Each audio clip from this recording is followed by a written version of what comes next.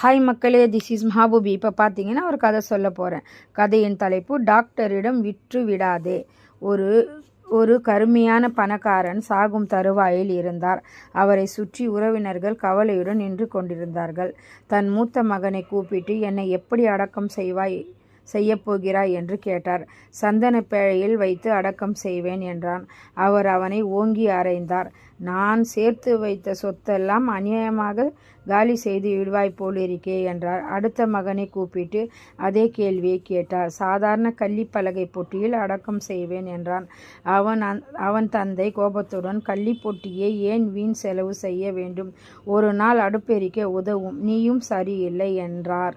மூன்றாம் மகனை கூப்பிட்டார். அவன் இந்த கேள்விக்கு, அப்பா, நீ இறந்தவுடன் உன் உடல் உறுப்புகள் ஏதாவது ஒரு டாக்டரிடம் விற்றுவிடுவேன் என்றான்.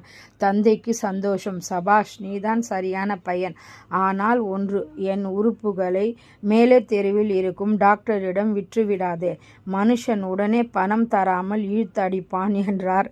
தேங்க்யூ மக்களே.